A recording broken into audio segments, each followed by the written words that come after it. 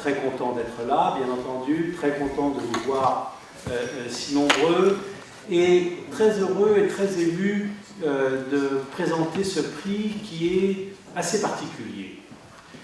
Il est assez particulier parce que ce dont on va parler tourne autour, je dirais, des droits de l'homme et de leur approche rationnelle qui sont parmi d'autres des valeurs centrales de l'Union rationaliste. Les mouvements de population ont existé de tout temps et les questions posées sont toujours les mêmes. Nous vivons dans un monde où les informations vérifiées ou non circulent dans tous les sens et alimentent les fantasmes les plus variés et les manipulations politiques. L'actualité politique de ce jour autour de l'océan Viking ou encore l'incroyable odyssée méditerranéenne de l'Aquarius il y a quelques années en sont des exemples de cette Méditerranée devenue un cimetière marin. Ne nous y trompons pas.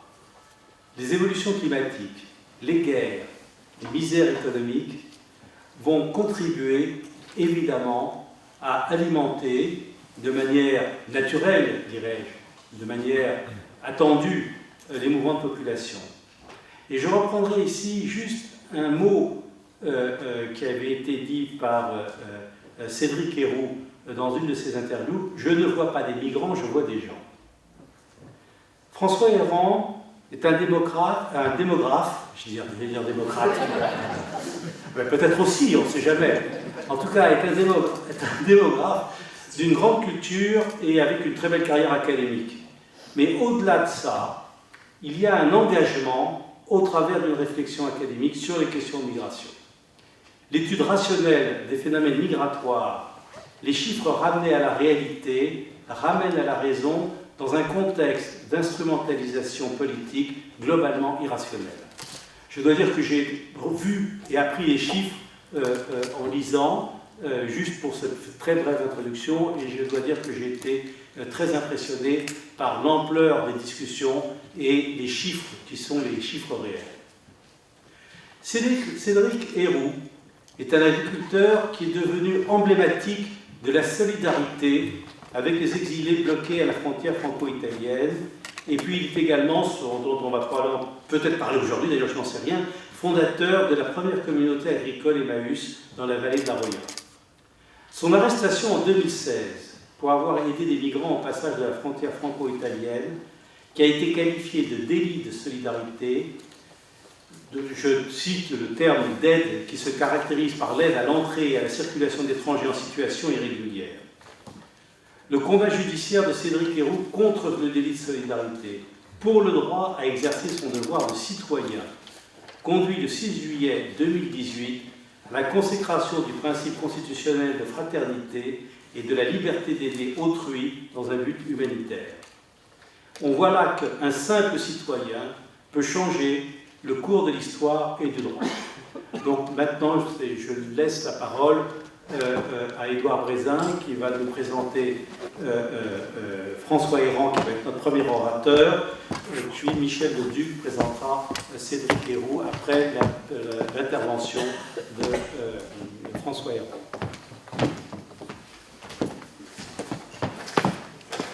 C'est bien les chiffres que vous retenez. Cher François Héran, j'ai le plaisir, l'honneur de saluer en vous remettant ce prix l'attachement de l'Union rationaliste aux valeurs que vous défendez. En exigeant, votre défense, c'est d'exiger une approche scientifique à certaines des questions les plus inflammables de notre temps.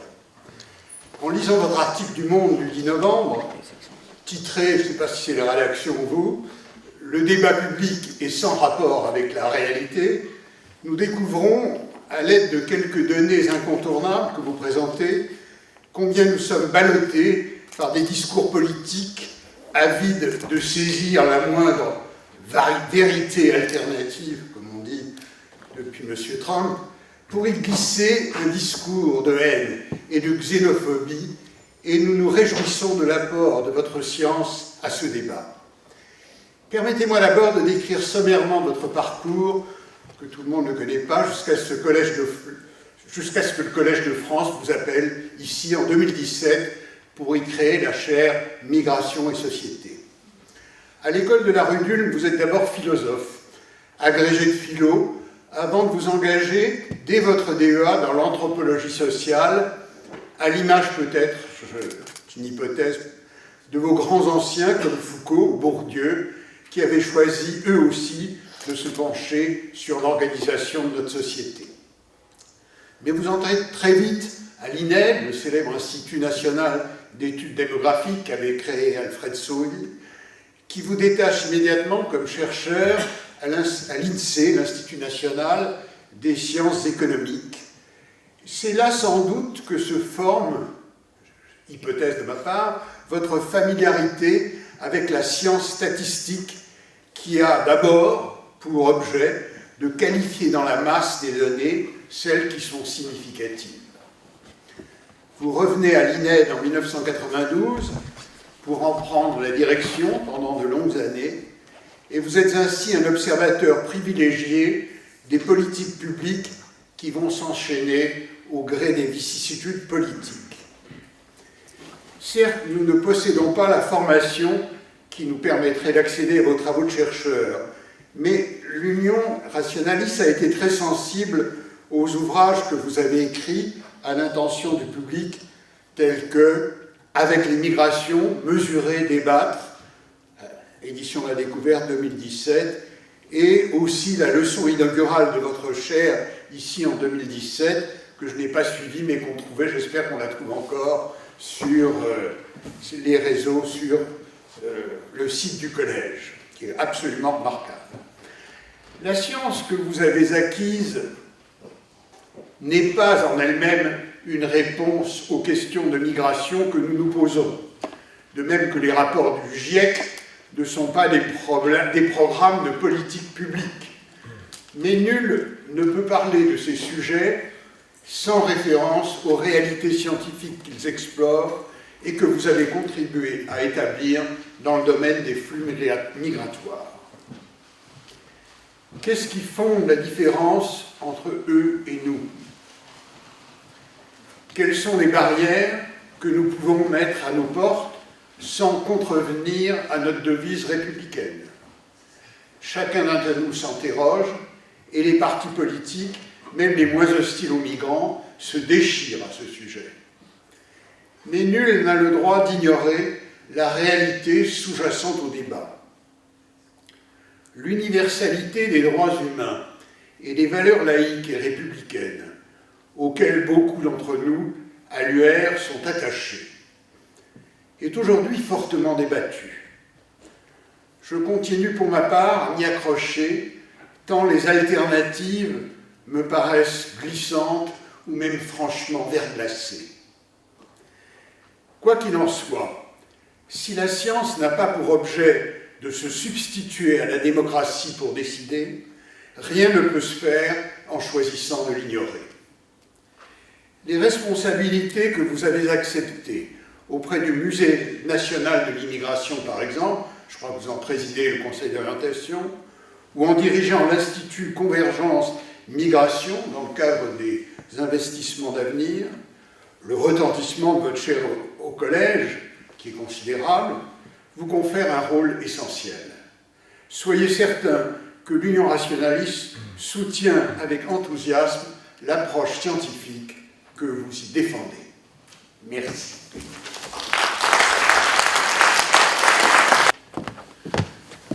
Monsieur le Président, Mesdames et Messieurs, tous les membres de l'Union rationaliste, mes amis et mes proches qui sont là, je suis évidemment extrêmement touché par cette généreuse introduction.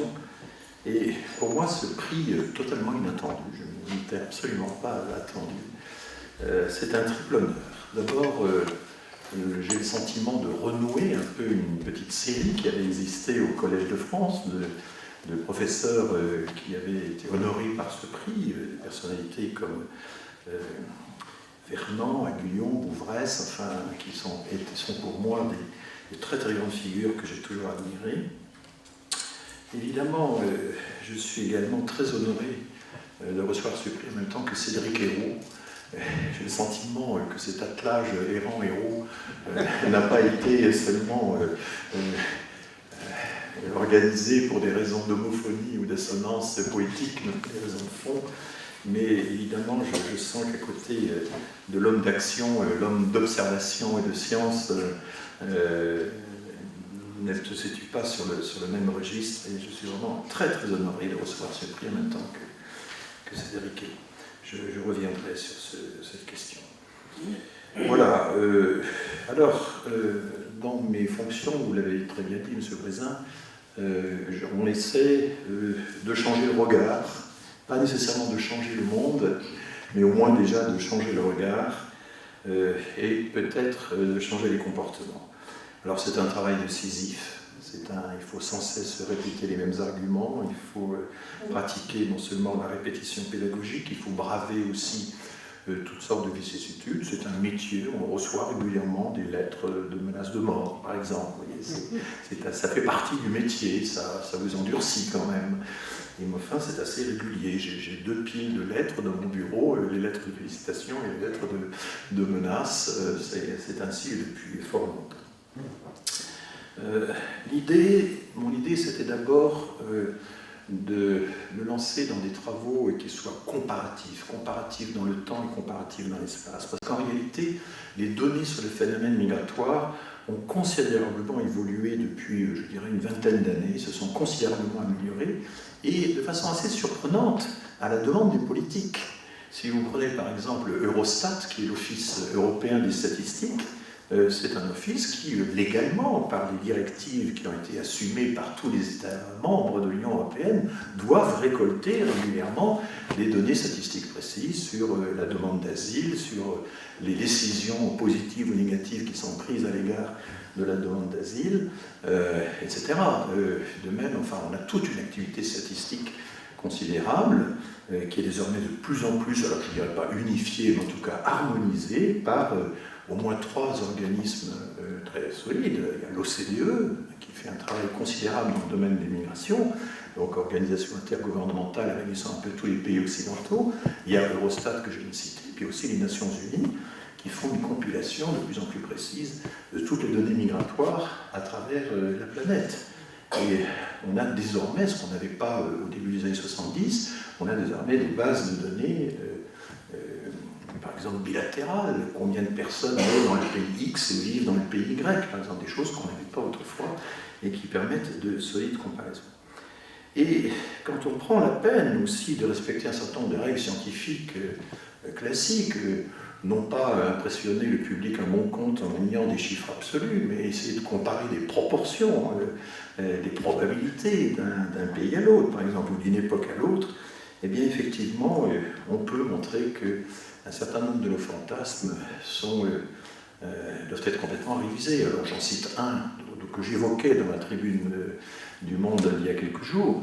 Combien vont-nous accueillir réellement de Syriens, d'Irakiens, d'Afghans et même d'Ukrainiens? Est-ce que, conformément au discours du président de la République, nous avons pris notre part, cette fameuse formule que Michel Rocard est sortie autrefois, nous ne pouvons pas accueillir toute la misère du monde, mais la France doit prendre sa part. Alors j'explique régulièrement à chaque fois que la seconde partie de la phrase, la France doit y prendre sa part, c'est un repentir ajouté par Michel Rocard 7 ans après dans une tribune du Monde. Mais la phrase initiale, nous ne pouvons pas accueillir toute la misère du monde, c'est ce qu'il a dit et répété devant l'Assemblée nationale, à la télévision, devant même une association de socialistes issus de la migration maghrébine. C'est un texte assez étonnant qui a été redécouvert récemment. Et c'est après cette année de réflexion, peut-être, que mesurant l'impact très négatif de cette formule, il a rajouté ce complément, mais la France va en prendre sa part. Donc, formule reprise par l'actuel président de la République, qu'est-ce que ce serait prendre la part des exilés, de la migration? On peut prendre des critères assez simples, nous sommes à peu près 15% de la population de l'Union européenne, 17% de son PIB, donc on pourrait penser que prendre notre part, c'est accueillir quelque chose comme 16% des exilés. Ce qui s'est passé en réalité, quand on regarde les effectifs réels enregistrés, les demandes d'asile, je ne dis pas les réponses positives. Simplement, le nombre de personnes qui ont réussi à déposer des demandes d'asile, auxquelles on peut ajouter quelques relocalisations qui ont été acceptées par les pays à la demande de l'Organisation internationale de l'immigration, eh bien, c'est qu'au lieu d'accueillir 16% des exilés syriens, afghans, c'est à peu près 3,5%, 4%, 8,5% pour les Afghans. À titre d'exemple, nous avons enregistré les demandes de Syriens dans une proportion qui est 17 fois moindre que l'ont fait les Allemands. Nous avons accueilli 17 fois moins de Syriens que les Allemands. Alors certes, l'Allemagne est plus peuplée. Si vous voulez rétablir la comparaison à la population égale entre l'Allemagne et la France, le rapport de 1 à 17 devient un rapport de 1 à 14. Enfin, ça ne change pas le diagnostic. Et quand vous regardez les Ukrainiens, eh bien, 110 000 personnes ont bénéficié de protection temporaire. C'était l'objectif annoncé par le gouvernement. Et enfin, les Ukrainiens sont 44 millions. Et quand vous regardez la proportion de ceux qui sont allés en Europe dans des pays non limitrophes, il faut restreindre le calcul à des pays non limitrophes de l'Ukraine, assez logiquement, et bien là encore, on retrouve les 4%. Nous avons accueilli 4% des Ukrainiens qui ont obtenu une protection temporaire à travers toute l'Europe. Donc nous sommes très très loin d'avoir pris notre part. Alors c'est ce genre de données que évidemment j'essaie de répéter, de manifester, d'établir, parce que je crois que ça fait vraiment partie du devoir de l'homme de science de nous représenter les ordres de grandeur. En ce moment, plusieurs partis politiques demandent à me consulter. J'avais une consultation encore ce matin, et j'essaie de leur fournir ces données et de parer ainsi un certain nombre d'arguments qui ne manqueront pas de venir. En particulier, il y a quelque chose qui est assez intéressant, c'est qu'on s'imagine que la France est un grand pays très très attractif, que si on en trouve les portes, aussitôt un afflux considérable viendra. Ben, il y a une situation expérimentale tout à fait intéressante, c'est que se passe-t-il quand des peuples qui ont le droit de venir s'installer librement chez nous, n'est-ce pas, est-ce qu'ils viennent vraiment? C'est-à-dire les Européens, les membres de l'Union européenne. En fait, pas beaucoup. Nous sommes au 25e rang de l'Union européenne par la proportion d'Européens, d'immigrés qui sont nés dans l'Union européenne. Ils ne sont pas si attractifs que ça, parce que, pour différentes raisons qu'il faudrait explorer. Enfin, je n'ai pas le temps d'entrer dans ces détails. Et donc, l'argument de l'appel d'air ne m'a jamais vraiment convaincu. J'ai visité il y a un mois, rendu visite aux nombreuses associations qui essaient d'œuvrer dans le Calaisis pour s'occuper des migrants. Alors, c'est une situation tout à fait étonnante. C'est nous qui nous arrangeons pour conserver sur le territoire des migrants qui rêvent d'aller en Angleterre, parce qu'ils ont là-bas de la famille, parce qu'ils parlent anglais, parce que quelques bonnes raisons. Ils ne veulent pas rester en France, et c'est nous qui les obligeons à rester en France, parce que nous sommes les dociles prestataires, les dociles sous-traitants de l'Angleterre, et on vient d'apprendre que la solution pour les problèmes qui viennent d'être trouvés, c'est encore plus de gendarmes, encore plus de forces de police, alors que cette politique de fuite en avant, car il y a vraiment une fuite en avant, s'est soldée par un accroissement continu du nombre de traversées maritimes. On observe la même chose à la frontière franco-italienne. Dans le Briançonnais, par exemple, on a beau multiplier le nombre de patrouilles qui se dissimulent dans les virages des routes de montagne, le nombre de passages ne cesse d'augmenter. Donc il y a là, en fond, ce qui manque cruellement dans ce genre sur ce genre de problème, ce sont des évaluations, finalement, des évaluations assez précises, qui peuvent être chiffrées. Je trouve que le chiffre, contrairement à une vision un peu foucaldienne de la statistique, ce n'est pas simplement un instrument du pouvoir. La statistique, si on l'utilise bien, c'est obliger l'État à rendre des comptes. C'est ça quand même le grand intérêt d'un travail statistique, et c'est ce que j'essaie de faire. Et là, quand on se livre à cette tâche, eh bien, on s'aperçoit que nous multiplions les lois. Nous en avons déjà eu 21 lois sur l'immigration ou l'asile depuis les années 90. La 22e approche, et on fait comme si, en étant cette fois ferme, cette fois on sera ferme, on sera fermement ferme, ça allait résoudre le problème. Permettez-moi d'en douter, puisque effectivement, l'expérience montre que ce durcissement permanent des conditions d'entrée, des contrôles, etc., en fait, est inopérant. Pourquoi ? Parce que la migration, et vous l'avez très bien dit dans votre introduction, la migration, c'est un phénomène mondial. Depuis l'an 2000, il y a une progression dans le monde de la migration qui est considérable. En gros, presque 40%, presque 60% d'immigration en plus dans le monde. Quand on compile, c'est l'ONU qui fait ce travail, tous les recensements, les enquêtes qui nous permettent de savoir combien d'immigrés existent dans le monde, plus de 60%. Alors nous, notre augmentation, c'était plus 37%. Nous sommes dans une situation où l'immigration est en hausse. On n'a jamais eu autant de migrants, c'est vrai. Nous sommes dans une situation de hausse, mais nous ne sommes pas en pointe. Et ça, c'est très compliqué de faire passer un message au public qui dit ben oui, vous avez raison, il n'y a jamais autant d'immigrés, mais en même temps, ce n'est pas non plus le record mondial très loin de là. On est même plutôt assez modérément classé dans le rang des pays européens. Nous sommes plus proches de l'Europe libérale que de l'Europe libérale. Et au fond, c'est une des grandes questions qu'on peut se poser quand on regarde les pèlerinages accomplis par Éric Zemmour ou Marine Le Pen à Budapest. Est-ce que nous voulons que notre société française prenne pour modèle le modèle libéral de la Hongrie ou de quelques autres pays anciennement communistes de l'Europe centrale? Je crois que là, vous voyez que je m'engage politiquement, effectivement, dans ce domaine, mais en m'appuyant sur des données qui sont précises. Quand on regarde ce qui se passe dans l'Europe de l'Ouest, les démocraties, les républiques, tous les régimes qui sont des États de droit, eh bien, je ne vois pas comment nous pourrions échapper à la progression de l'immigration, et encore moins dans les décennies qui viennent. Et donc, il faut faire avec. C'était un peu le titre de mon avant-dernier ouvrage, avec l'immigration. Je ne suis ni pour ni contre. Je pense qu'il faut éduquer les populations, faire avec. Et je déplore qu'effectivement, il n'y ait quasiment jamais. Il y a eu une petite allusion à ça dans l'interview de M. Dussopt à côté de M. Darmanin, mais il n'y a quasiment jamais de discours ministériel ou présidentiel qui présente l'immigration sous un jour positif.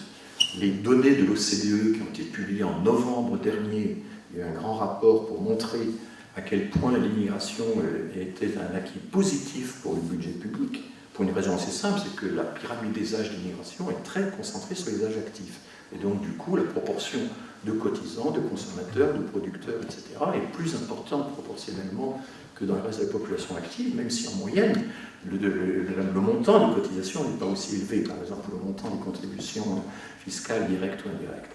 Tout ça, c'est des démonstrations qui ont été très rigoureusement apportées par l'OCDE, mais c'était en novembre, c'était exactement dans la semaine où les sondages nous apprenaient que Éric Zemmour et Marine Le Pen réunis faisaient un tiers de l'électorat. Donc c'est vrai qu'on a le sentiment de pousser un rocher qui est de repousser sans cesse le même rocher. Je pense que nous devons travailler, pas simplement à faire des statistiques, à établir la réalité. Je pense que le constat, la bataille du constat est essentielle, mais n'est pas la seule. Il faut évidemment lutter avec les outils du droit. Et là, je voudrais saluer le travail de Cédric Héroux. J'en parle d'ailleurs dans mon petit livre sur l'immigration en 30 questions. Je consacre 2 pages à toutes vos aventures judiciaires et juridiques. 4 ans de procédure, au moins, peut-être même davantage, je vous en parlerai, pour faire en sorte que, pas totalement, partiellement, le délit de solidarité tombe devant l'affirmation, la consécration du principe de fraternité. Ça a été un peu une surprise, il y avait quelques juristes qui s'y intéressaient, mais enfin on n'y croyait pas trop. Et c'est grâce à vous, à votre action, qu'effectivement, ce saut qualitatif qu'il faut encore convertir, mettre en acte, effectivement, a pu être lancé. Alors voilà, je voulais rendre hommage, et je voulais terminer aussi en évoquant la figure de mon père, trop tôt décédé, qui était un chercheur, un médecin, et qui m'a toujours enseigné depuis le plus jeune âge à me méfier de tous les charlatans, de toutes les espèces. Il m'a inculqué cette valeur, cette vertu, et je pense à lui dans ce moment. Merci.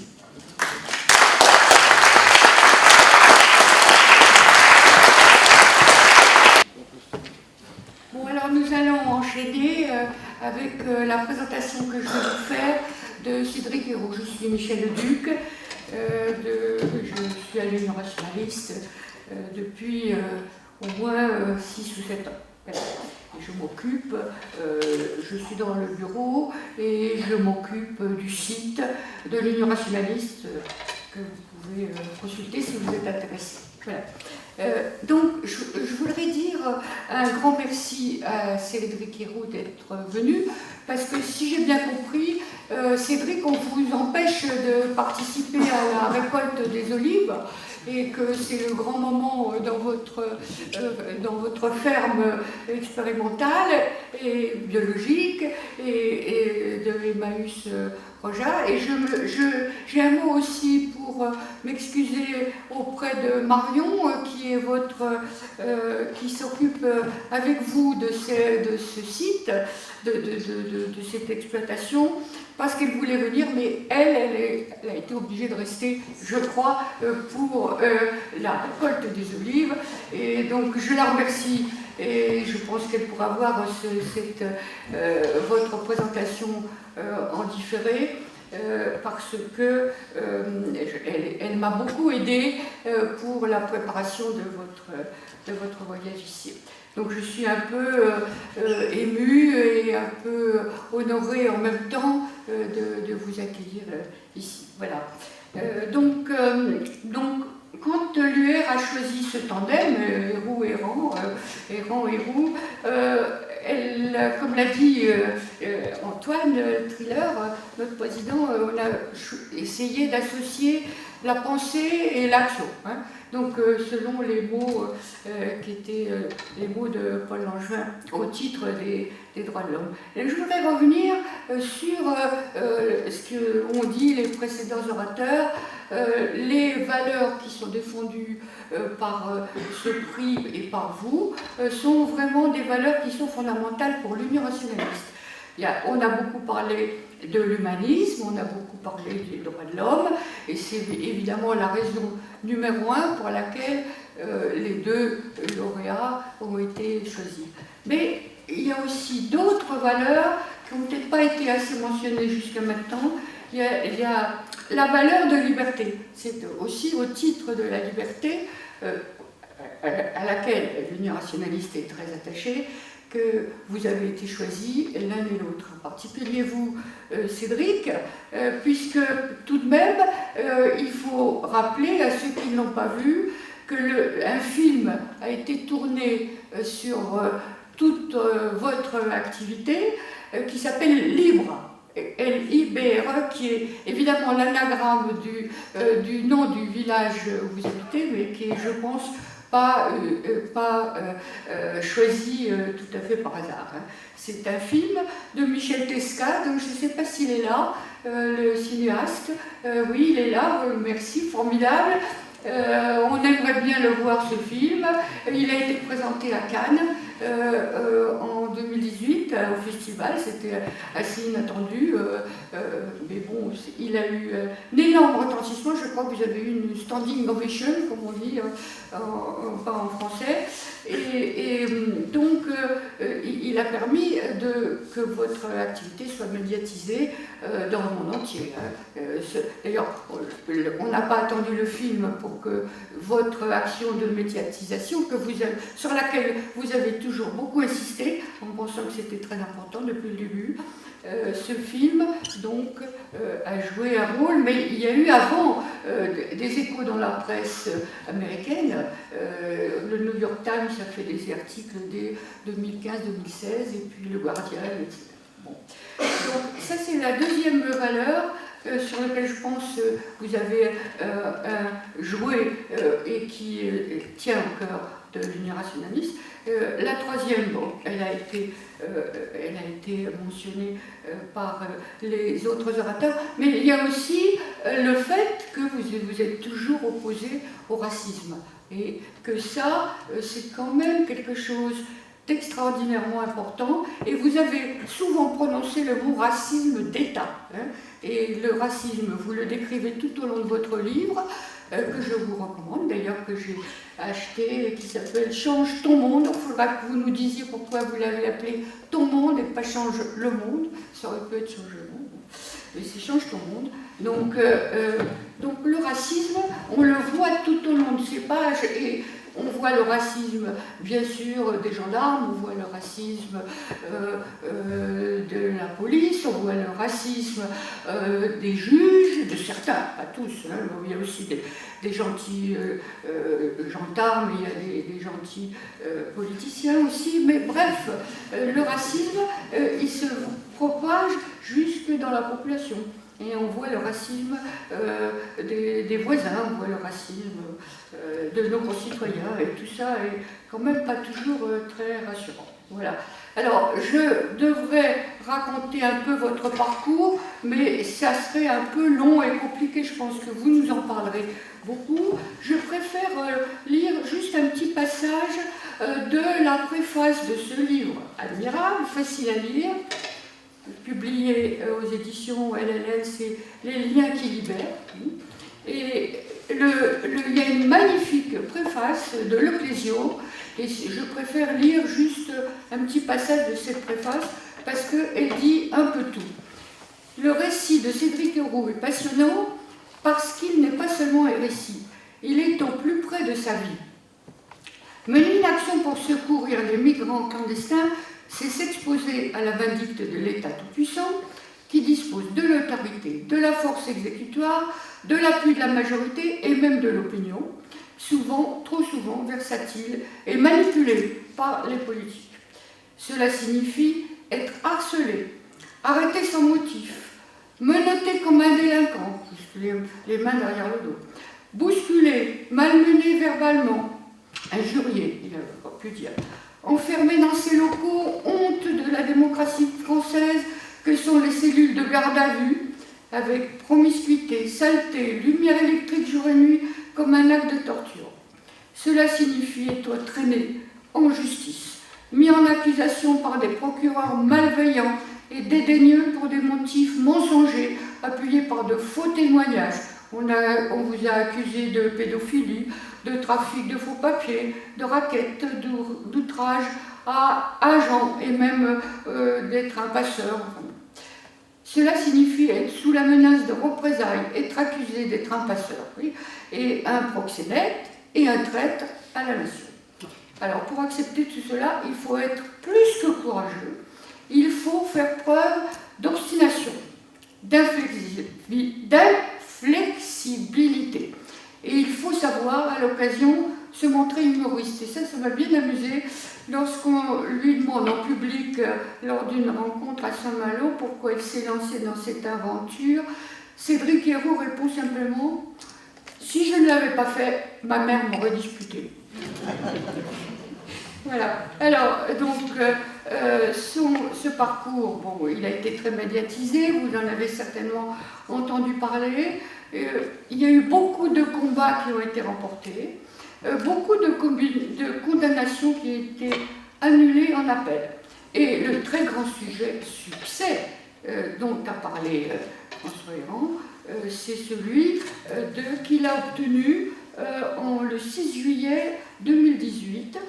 Et c'est cette extraordinaire victoire du 6 juillet 2018 lorsque le Conseil constitutionnel a proclamé le principe de fraternité qui autorise n'importe quel citoyen à venir en aide à un migrant en difficulté sans avoir à se soucier de son statut juridique ni à lui demander son identité. Et c'est en effet un grand pas franchi par la législation vers le droit à l'asile des migrants sans papier. Et c'est grâce à Cédric Héroux que ce droit est en progrès en France. Voilà. Donc, je ne vais pas quand même tout détailler votre parcours, je vais juste dire un petit mot, parce que la chronologie judiciaire de tous les arrestations, garde à vue, etc., elle est à la fin du livre, et il y en a des pages et des pages. Elle se termine en juillet 2020 et elle commence en août 2016. Moi, j'ai été très touchée par ce que j'ai lu dans le livre, c'est comment vous vous êtes mis à cette affaire. Et vous avez commencé par voir un jour en voiture, vous avez dépassé une famille avec un homme, une femme et des enfants qui marchaient, qui avaient l'air complètement épuisés, visiblement noirs et des migrants, et vous les avez dépassés en voiture, puis vous vous êtes dit, ah, quand même, vous avez fait demi-tour, puis vous leur avez proposé de venir chez vous. Voilà.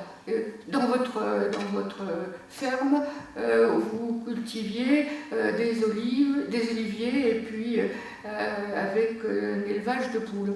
Et puis ensuite, il y en a eu d'autres, et puis bon, ça a commencé en 2016, vous avez eu votre première interpellation, parce que vous aviez 8 personnes migrantes d'origine érythréenne et sans papier, et donc bon, ça a été classé sans suite. Mais après, il y a eu beaucoup d'autres aventures. Hein. Vous avez eu l'évacuation du squat des Lucioles, un immeuble désaffecté de la SNCF, situé à Saint-Dalmas de Tende, un centre d'accueil temporaire, voilà, qui avait été installé par des associations. Donc là, vous avez été pris et mis sous contrôle judiciaire avec interdiction de quitter le département, etc. etc. Puis ça a continué, hein. Il y a eu vous avez eu beaucoup d'interpellations. Une 3e interpellation en 2017, pour avoir convoyé vous êtes pris en faisant des convois.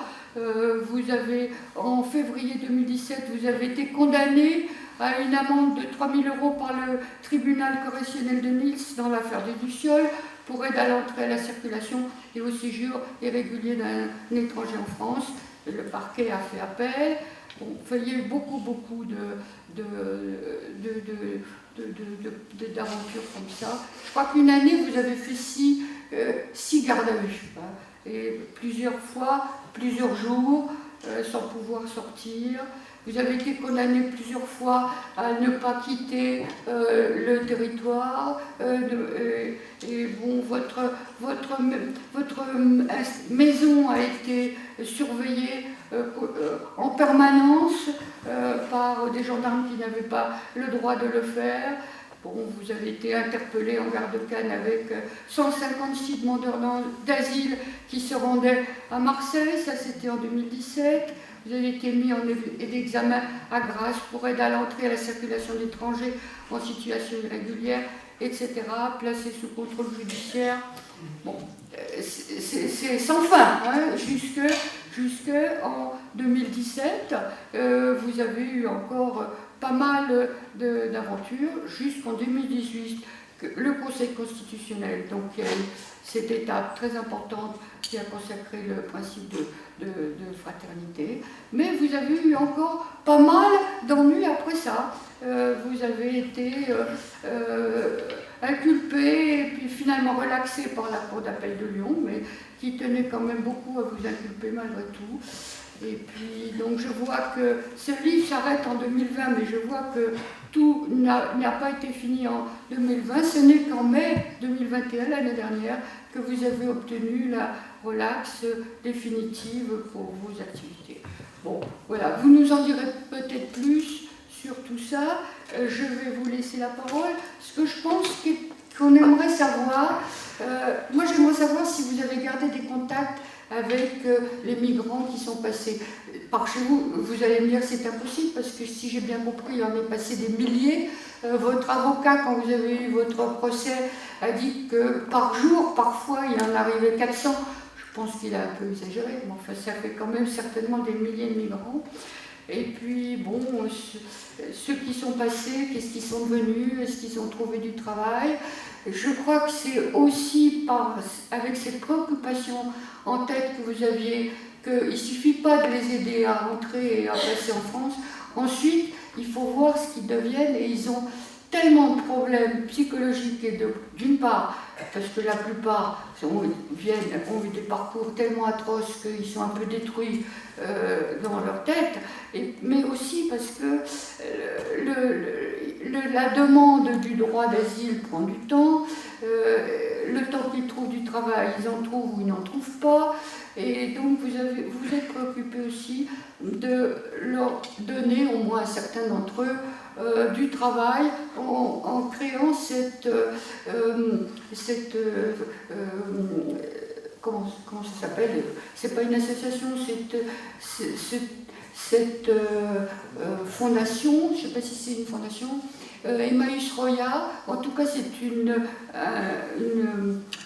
un endroit où on fait de l'agriculture et on donne du travail à un certain nombre de migrants pour les stabiliser quand ils arrivent. Voilà. Je crois que vous en avez accueilli jusqu'à 10 par jour depuis que c'est ouvert. Peut-être que vous pourrez nous dire un peu ce que ça va devenir. Et je crois que c'est intéressant aussi, dans votre livre, on le sent, vous le dites, que vous êtes très sensible à la cause de l'écologie et que vous pensez qu'il faut sauver les migrants, mais il faut sauver aussi la planète Terre. Voilà. Bon. Eh bien, merci beaucoup, et puis je vous passe la parole.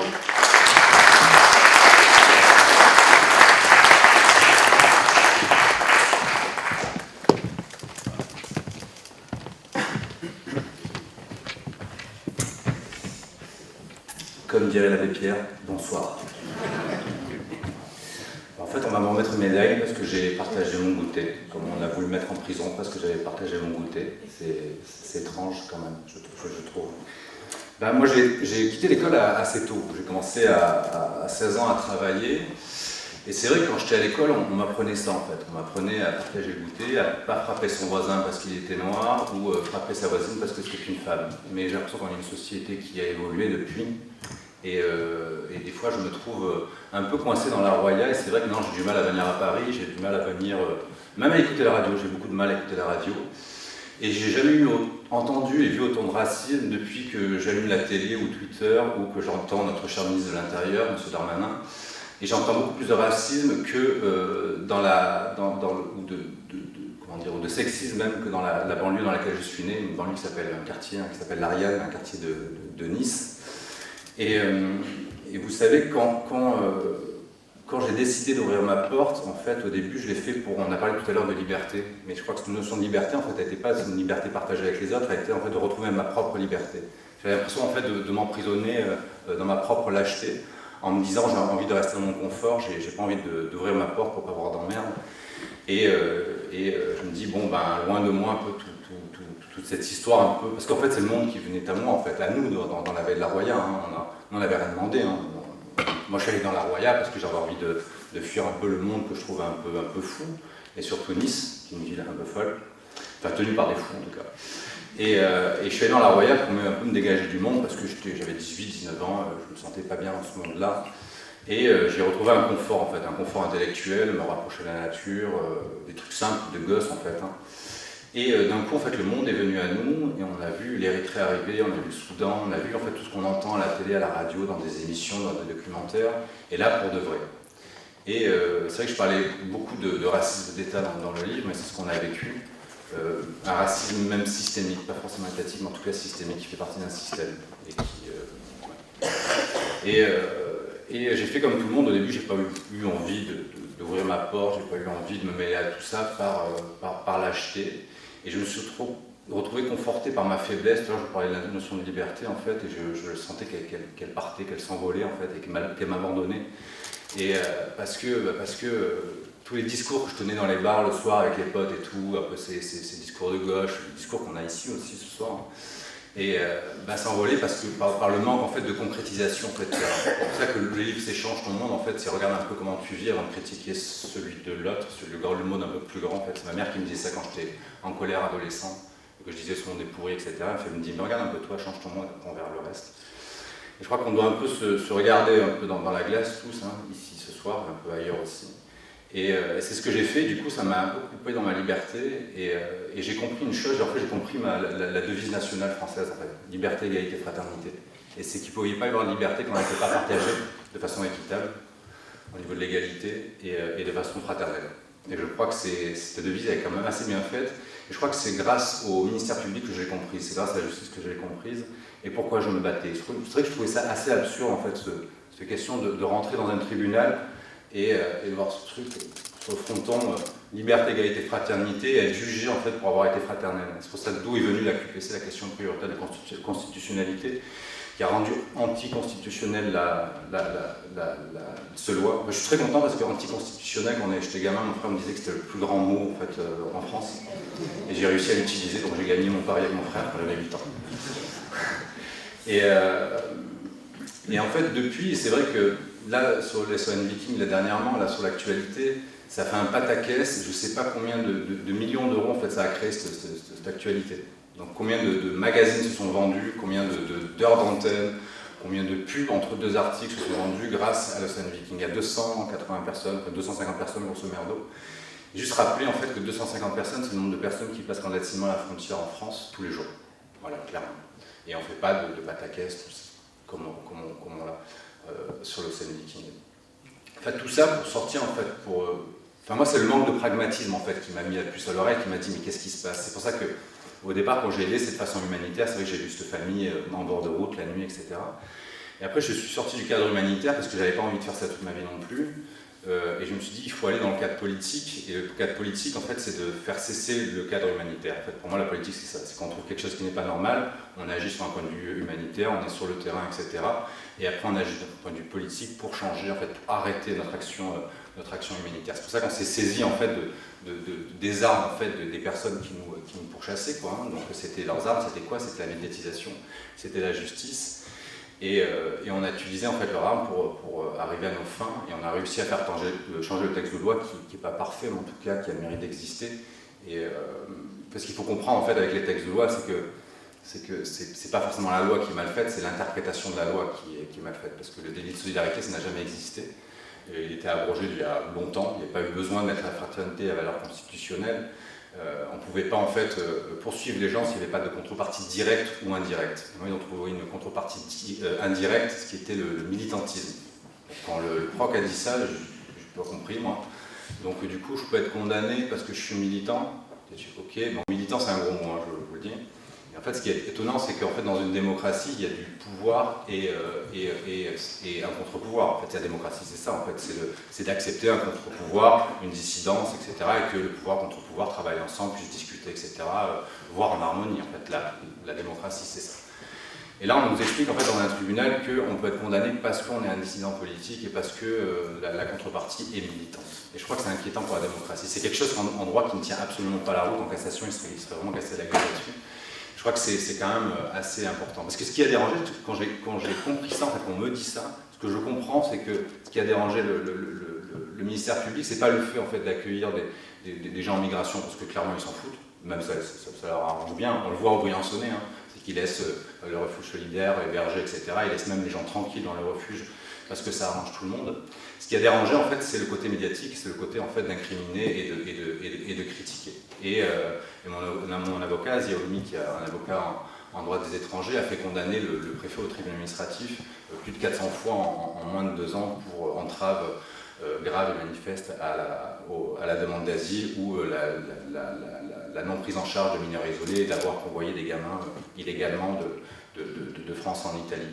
En fait, tout ça pour dire que la veille de la Roya, si on regarde un peu si on prend le regard qu'a la France, qu'ont les médias, qu'ont les politiques sur la migration, on pourrait s'imaginer la veille de la Roya comme une espèce de chaos, vu tous les migrants qui sont passés, on peut le dire. Et en fait, maintenant, on a réussi à construire quelque chose. On a construit Emmaüs Roya, qui est une association, loi 1901. C'est une association qu'on a créée avec Marion et des gens de l'association, qui au début s'appelait DTC. Ça ne veut pas dire dans ta chambre, ça veut dire autre chose. Ça peut dire aussi défendre ta citoyenneté, mais ça peut dire aussi dans ton cul. Mais en fait, ça c'était juste pour un hommage au préfet des Alpes-Maritimes, et ça c'est une blague entre nous. Et bon, après c'est dur quand même c'est dur à parler d'une association qui s'appelle DTC dans des milieux comme ça. Mais après on y arrive.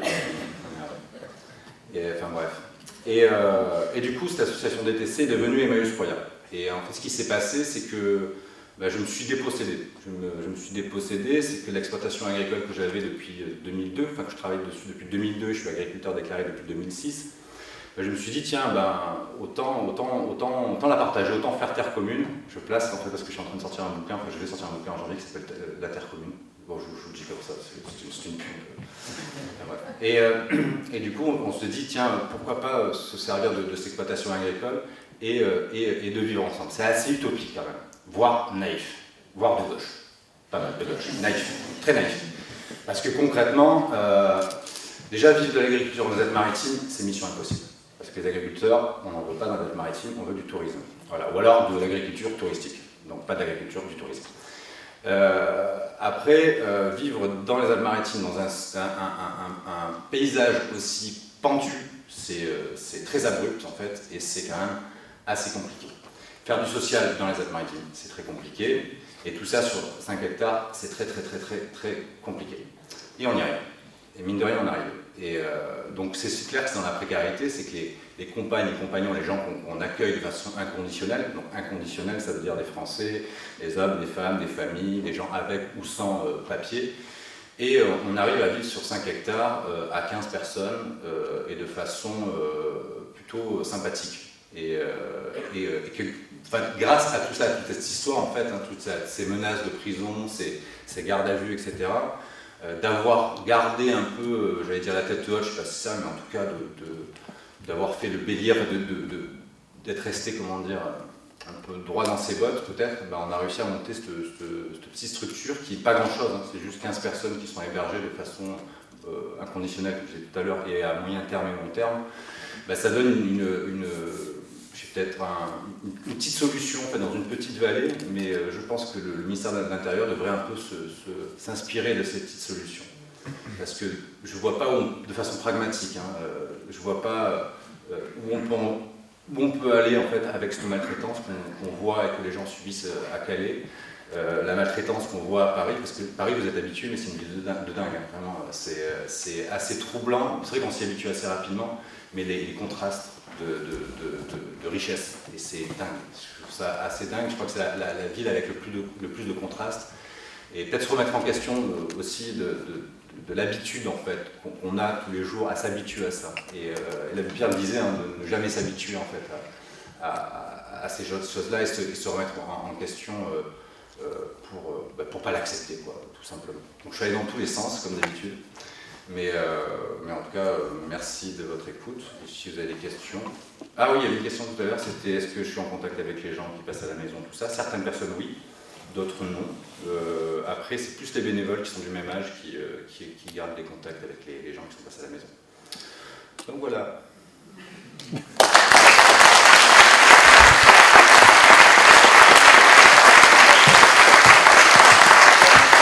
Maintenant, vous avez entendu ces deux exposés, l'exposé théorique et l'exposé mis en pratique, si je puis dire, à l'échelon individuel, ce qui pose évidemment la question de la mise en pratique à l'échelon plus large que l'échelon individuel, qui est évidemment la somme des individus, mais qui mérite...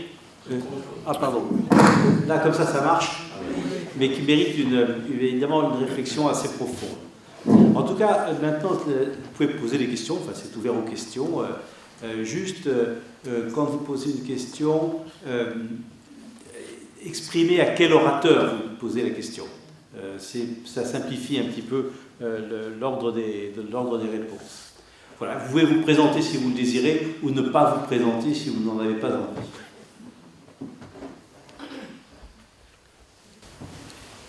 Je vais poser la première question. Je suis Hervé Schneves, je préside le comité d'éthique de l'INSERM et j'ai eu l'honneur d'être honoré par l'Union rationaliste il y a quelques ans. Ma question, elle est un peu directe. Ici, on est tous convaincus de ce que vous avez dit, et c'est la logique des chiffres, et c'est la logique de... Merci. Et c'est la logique des chiffres, c'est la logique de la solidarité. Et puis, malheureusement, on voit sur le terrain que les Alpes-Maritimes sont une des régions les plus condamnées par Zemmour et Le Pen. Malheureusement, on voit se multiplier donc les lois anti-migrants plus efficaces les unes que les autres. Et on a donc le sentiment que ce n'est pas une question politique au sens droite-gauche, puisque Angela Merkel, qui était réputée pour être d'extrême gauche, a accueilli plus d'1 million de Syriens par réalisme économique, enfin, d'une part par réalisme probablement de pression des gens à la frontière, mais aussi par réalisme économique, parce qu'ils ont besoin aussi de main-d'œuvre et de travailleurs. Alors, comment est-ce qu'on conjugue ces rationalités et comment on se confronte au réel, qui est que c'est formidable d'être de gauche, même si c'est naïf. Enfin, on n'est même pas un tiers de la population politique si on en croit les dernières élections.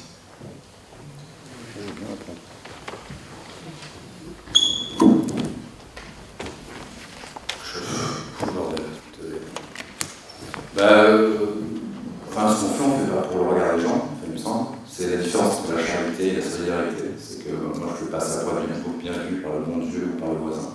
Je fais ça parce qu'il faut le faire. Et ça ne m'amuse pas de le faire. Après, c'est pas parce que... Enfin, si tout le monde était d'accord, il n'y aurait pas besoin de le faire, parce que tout le monde serait d'accord, en fait. Et les causes les plus difficiles, en fait, c'est les causes qu'on défend quand on est dans la minorité. Et ceux qui ont défendu les juifs, par exemple, là maintenant, on entend tout le monde de résistants, etc. C'était pas le cas à l'époque. Les gens se cachaient pour le faire et prenaient beaucoup plus de risques que ce qu'on les prend maintenant. Je ne compare pas forcément ma lutte à la lutte que les gens, les résistants ont fait, mais c'est des gens qui ont risqué leur vie et qui étaient peu nombreux, très peu nombreux. Il y a eu beaucoup plus de collabos parce que c'était facile. Et après, moi je pense que ce qu'il faut, c'est de comprendre en fait, pourquoi en fait il y a un repli sur soi. Moi je pense que c'est à cause du manque d'identité. C'est que dans ma vallée, je vois qu'il y a ce racisme en fait qu'on voit en ce moment entre l'Europe et l'Afrique ou l'Asie ou l'Amérique latine, etc. C'est par le manque d'identité, ça me fait penser en fait à ma vallée en fait, parce que ce racisme-là, nous on le vit avec les néo-ruraux et les ruraux. C'est exactement la même chose. C'est le grand remplacement, etc. Ils ne respectent pas nos cultures, nos coutumes, etc. Et c'est des gens qu'on discute avec eux, parce que moi quand je suis arrivé en tant qu'agriculteur dans la baie de la Roya, je n'ai pas été bien accueilli. Et pourtant je suis un étranger de Nice, c'est à 60 km de Bray-sur-Roya. Et c'est exactement le même chemin. C'est qu'il y a des gens en fait, qui ont abandonné leur terre et qui ne savent plus vraiment en fait, le pourquoi et l'histoire en fait, de leur vallée. C'est qu'on va leur poser des questions sur, là on a acheté un moulin à mil dernièrement où on y a implanté la communauté Emmaüs-Troya. On leur demande, mais qu'est-ce que c'était avant, c'est quoi l'histoire, etc. Les gens ne savent pas. En fait, on a perdu la mémoire en fait, collective et l'histoire des... Mais je peux vous le dire pourquoi, enfin, j'ai réfléchi là-dessus. C'est qu'à une époque, c'est que ces sociétés patriarcales, c'est que le savoir n'était pas donné entre le père et les filles, déjà 50% le savoir se perd, et le savoir, en fait, pour éviter en fait, les problèmes d'héritage, le savoir, en fait, était donné au plus malin ou à l'aîné. Mais à un moment, le plus malin ou l'aîné est parti, à migrer, pas très loin, à Nice, pour travailler EDF, au SNCF, etc. Donc en fait, le savoir et la mémoire est complètement parti de la vallée. Et c'est pour ça que les gens qui arrivent et qui veulent reprendre l'activité agricole et qui refont un peu pareil que les anciens, ben, il y a ce côté, en fait, ce réflexe un peu comment dire, de nécrose presque, en fait, de repli sur soi, de peur de l'étranger. Et je me rappelle Sarkozy, à un moment, il avait parlé de l'identité nationale, il avait parlé de ça au singulier. Et moi, en voyant en fait, tous ces gens qui arrivent chez moi, je me retrouve plus de similitudes avec un paysan algérien, ou marocain, ou érythréen, plutôt qu'un alsacien. Je rien contre les alsaciens, j'adore les alsaciens. J'ai même des amis alsaciens. Des copains alsaciens, et franchement, je suis alsacien. Et en tout cas, en fait, cette identité en fait, est pas forcément singulière, en fait, c'est une identité plurielle. Et on nous a mis dans la tête, quand on écoute Zemmour, etc., genre c'était mieux avant, quoi. Et les vieux de Breil, sur Roya, etc., nous disent mais c'était mieux avant, les vieux d'avant, ah là là, etc. Mais Paris d'il y a 100 ans, vous croyez que Zemmour a envie de ça? Je pense pas, en fait. Je pense qu'il y a un problème d'identité, en fait, de savoir où on en est, qu'est-ce qu'on est, et comment on reflète le regard qu'on a de l'autre. En fait. Je pense que c'est un miroir, en fait. Je sais pas si je me suis bien... Oui, il se trouve que non seulement je suis alsacien, mais je suis parinois, ça n'a rien à voir avec les bourguignois, bien sûr.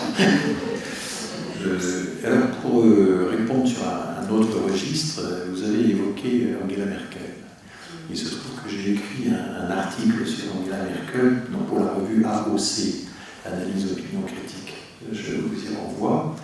Et ce qui est frappant, j'ai analysé toutes les explications qui ont été données du comportement d'Angela Merkel.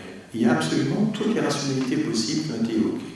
Certains ont dit, c'est une fille de pasteur, elle a des vertus évangéliques, et c'était un certain nombre de magazines allemands ont dit elle a abandonné la rationalité économique ou politique parce qu'elle était submergée par la compassion, ce sont ces valeurs chrétiennes qui l'ont emporté.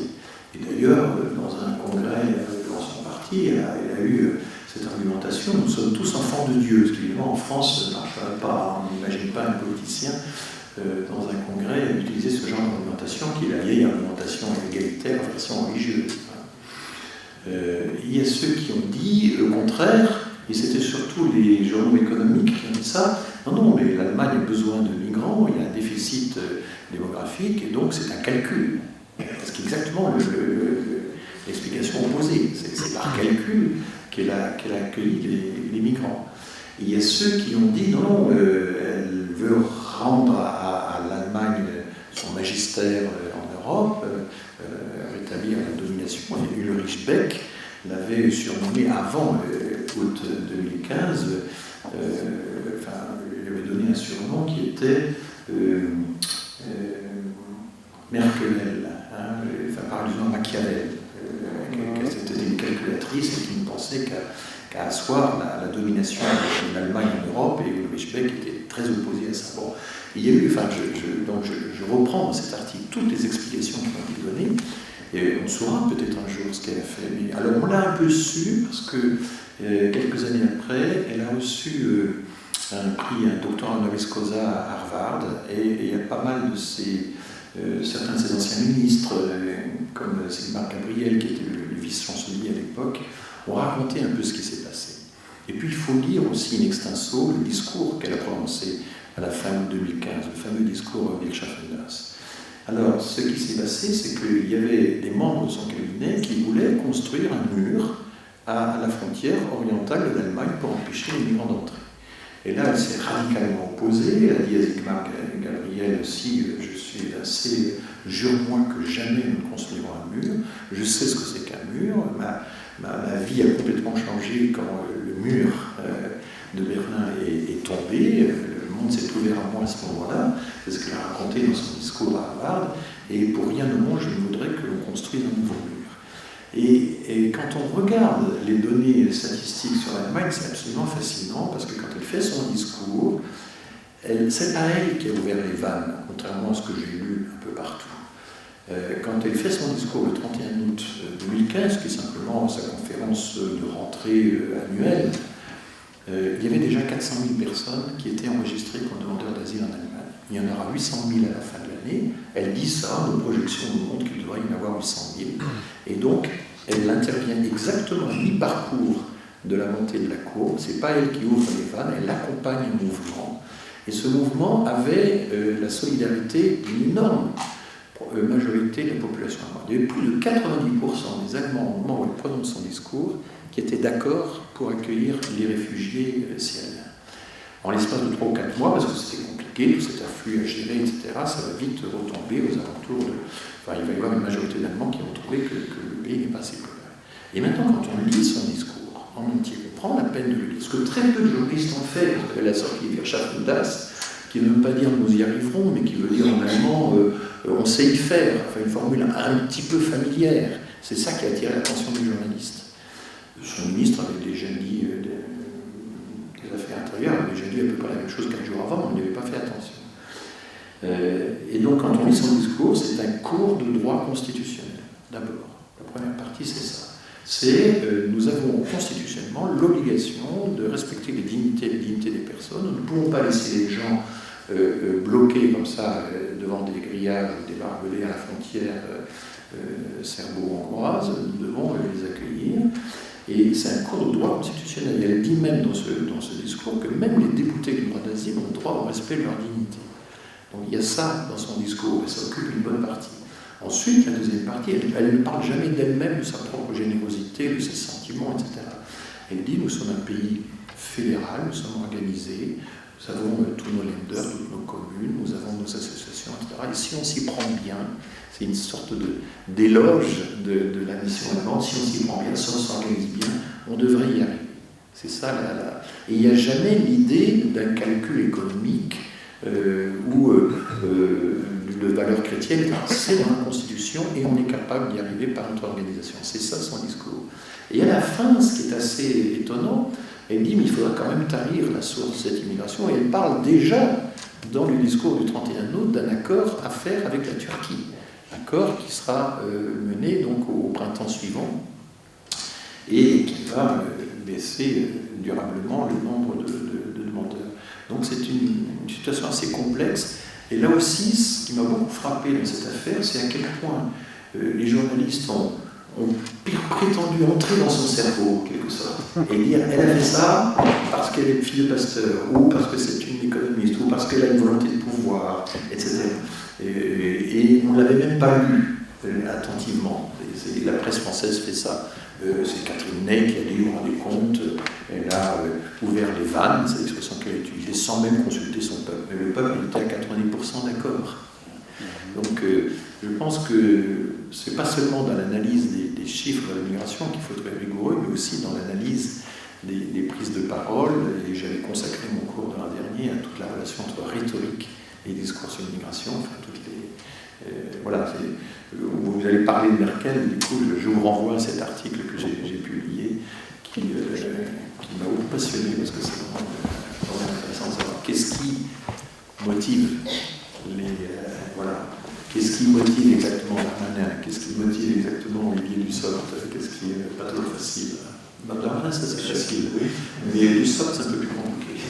C'est une question pour M. Errand, moment où j'ai accordé. Et c'est à propos des migrants climatiques. On nous dit qu'aujourd'hui, la situation de migration, c'est rien par rapport à ce que ce sera avec la migration climatique. Est-ce que vos études au Collège de France vous permettent de faire des projections sur cette vague de migration qu'on nous promet à cause du changement climatique? Alors, j'ai fait une conférence à Beaubourg qui était toujours visible sur le site de Beaubourg à ce sujet. Et effectivement, c'est une question qui m'intéresse. Alors, pour l'instant, nous n'avons pas d'évidence, comme on dit par anglicisme, nous n'avons pas de données concrètes établissant qu'il y a des mouvements de migration internationale liés à la dégradation du climat. Les seuls rapports sérieux qui existent pour l'instant, c'est l'IDMC, qui est un institut d'origine norvégienne sur les déplacements forcés liés au climat. Et cet organisme existe déjà depuis une quinzaine d'années, quelque chose comme ça, et il publie chaque année un état, pays par pays, de deux types de migration, qui sont les migrations liées aux violences et aux conflits, et deux, les migrations liées au changement climatique, ou même, enfin, ils intègrent par exemple les éruptions volcaniques qui ne sont pas spécialement liées au changement climatique, que je sache, enfin, qui occupent une part minoritaire dans ça. Et en gros, c'est une tentative assez sérieuse parce qu'ils utilisent un outil de data mining, comme on dit, c'est-à-dire des algorithmes qui prospectent chaque jour des milliers de rapports officiels et de données médiatiques de la presse pour essayer d'identifier toutes les catastrophes qui surviennent, les tempêtes, les inondations, etc., les incendies, et identifier aussi le nombre de victimes qui sont rapportées. Alors, c'est un travail considérable, c'est un peu compliqué. Par exemple, quand la Chine perçoit une grande tempête à venir, ils évacuent très très vite des milliers de personnes, des dizaines de milliers de personnes, et ensuite ils les ramènent quand la menace est retombée. Ça fait partie aussi de ce que l'IDMC enregistre. Au total, les mouvements en question, ce sont des déplacements internes à l'intérieur d'un même pays, ce ne sont pas des migrations internationales. Et ça représente à peu près 1/7, 1/8 de l'ensemble des mouvements. C'est-à-dire que les personnes qui sont déplacées pour des raisons de conflits, de guerre civile, d'intervention étrangère, d'intervention militaire, etc., c'est à peu près 7 fois plus que les déplacés climatiques. Mais ça ne concerne que les déplacés, ce qu'on appelle les déplacements forcés. Alors, comment pourrait-on établir scientifiquement une relation entre la dégradation du climat et les mouvements de population? Il y a des études qui ont été faites, il y a des revues qui sont créées, c'est un mouvement en plein essor, et en gros, c'est assez compliqué. Il faut avoir au moins 20 ans d'observation, sinon on ne pouvait pas établir une corrélation sérieuse sur une durée trop courte. Disons que l'intervalle de 2 recensements, puisque les intervalles censitaires, c'est à peu près 10 ans, sur le modèle américain, ça va pendu partout. Et il faut avoir aussi donc il faut avoir sur 20 ans des données satellitaires la plupart du temps, des données climatiques, des données sur l'état des terres, des données agronomiques, enfin bon.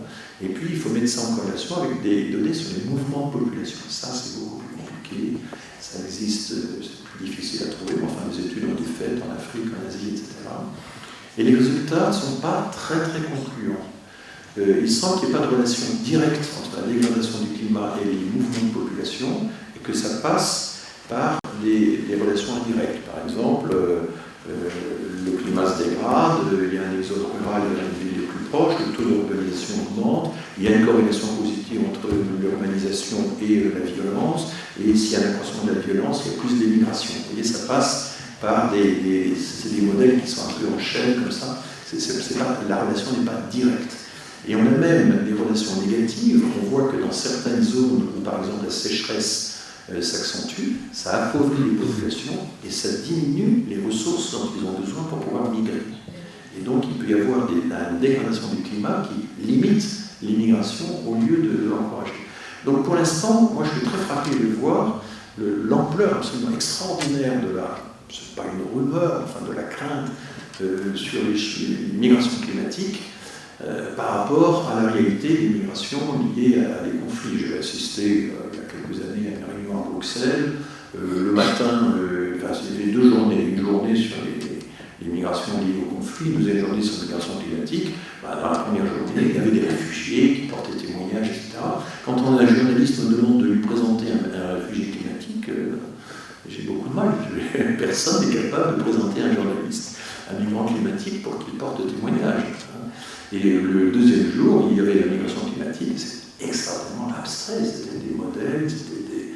Donc vous voyez, la distinction entre les deux n'est pas facile, parce que quelqu'un peut migrer, parce que depuis très très longtemps, les agriculteurs utilisent la migration comme une assurance contre les aléas climatiques. C'est un travail à faire, ça a été étudié de longue date, y compris l'exode rural en France. Il y avait du travail, il y avait de la biactivité dans les campagnes françaises pendant longtemps, une partie de l'année. Les paysans des Alpes avaient des emplois dans les villes et ça leur servait en quelque sorte d'assurance pour lisser leurs revenus et pour contrer les aléas climatiques. Donc distinguer dans ce cas-là une migration climatique d'une migration économique, c'est vraiment pas commode. Voilà. En tout cas, pour l'instant, c'est plutôt les déplacements internes qui sont mis en évidence que la migration internationale. Il y a quelques pays, toujours les mêmes dont on parle, les Maldives, qui sont à fleur d'eau, qui ont un plan pour s'évacuer un jour totalement vers je ne sais quel pays, l'Inde, si jamais ils étaient recouverts. Il y a le Vanuatu, qui est un pays très particulier, parce que c'est une terre totalement volcanique, avec des enclenchements de lave très très fréquents. Et donc ça peut déclencher des migrations, mais hormis ces quelques cas qui concernent une petite fraction, voilà. Si le niveau des eaux monte de 200 mètres, par exemple, ça fait 10% de la population mondiale, ils vont aller vers l'arrière-pays, mais pourquoi ça déclencherait nécessairement des migrations internationales? Pour l'instant, on n'a pas du tout la preuve de ça. Voilà, je suis un peu rabat-joie sur ces thèmes. Si je peux faire juste un petit commentaire, en écoutant vos 2 interventions, ce qui est, et qui fait un peu écho à ce qu'a dit un peu Hervé tout à l'heure aussi, quand il parlait des réalités politiques. C'est-à-dire, quand on écoute ce que vous dites, qui est, je dirais, la partie scientifique, etc., la réalité ce qui peut être abordé, qui peut être mesuré, qui peut être, disons, de l'ordre du réel, avec une pensée rationnelle, on se rend compte que derrière, à côté de ça se développe une pensée très fantasmatique qui conduit à ces comportements irrationnels, à la fois racistes, à la fois de rejet et d'instrumentalisation politique. Et donc il y a on se rend compte que les phénomènes qui ont finalement, je parle à partir des chiffres que j'ai lus, enfin j'ai pu lire, qui sont faibles en pourcentage, qui ne représentent pas d'énormes masses, conduisent à des changements de politique de grande importance. Et pour moi, c'est cette espèce de paradoxe. C'est pas un paradoxe, j'en comprends bien la sociologie, mais la mise en rapport des deux, la mise en parallèle des deux, à mon avis, est très frappante. Ce qui est un peu compliqué dans le cas de la société française, c'est des données qu'on a depuis peu de temps, depuis le 5 juillet exactement, quand l'INSEE et l'INED ont publié pour la première fois les résultats de cette seconde enquête Théo, trajectoire et origine. C'est une enquête très particulière puisque la CNIL a autorisé ces deux instituts à poser des questions non seulement sur les pays de naissance et la première nationalité des personnes, non seulement sur celle de leurs parents, mais également sur celle de leurs grands-parents. Donc c'est la première fois qu'on a une idée de l'importance de la population vivant en France qui est liée à l'immigration sur 3 générations. Sur 2 générations, il y a à peu près 11-12% de migrants en première génération, il y a à peu près quelque chose comme 23%, presque un quart de la population française qui a un lien avec l'immigration sur 2 générations, qui ont au moins un parent immigré, par exemple. Et quand on arrive, on remonte à 3 générations, ce qui n'avait jamais été fait avant, on arrive à 31%, quasiment un tiers de la population française a un lien avec l'immigration. Alors moi j'utilise ce genre de données, de chiffres pour dire, écoutez, tous les gens qui essaient de calculer ce que coûte l'immigration à cette population, c'est bien sûr, parce que calculer ce que coûte un quart de la population aux 3 quarts restants, ou un tiers de la population aux 2 tiers restants, ça n'a aucun sens. J'ai fait la comparaison dans ma leçon inaugurale, c'est comme si une famille qui avait 3 enfants biologiques et qui adoptait un 4e enfant passait son temps à se demander ce que le 4e enfant coûte aux 3 autres. Enfin, ça devient totalement absurde. Donc, il y a un moyen aussi d'utiliser les chiffres dans un sens politique. Mais ce qui était très intéressant dans cette publication du 5 juillet, c'est qu'en même temps, on nous expliquait qu'il y avait très très peu de familles, très très peu de personnes qui avaient leurs 4 grands-parents immigrés. Même si vous prenez les personnes liées à l'immigration maghrébine, il n'y a que 20% qui ont leurs 4 grands-parents immigrés. Donc vous avez à la fois un tiers pratiquement de la population qui est liée à l'immigration sur 3 générations, mais seulement 5% qui a ses 4 grands-parents immigrés.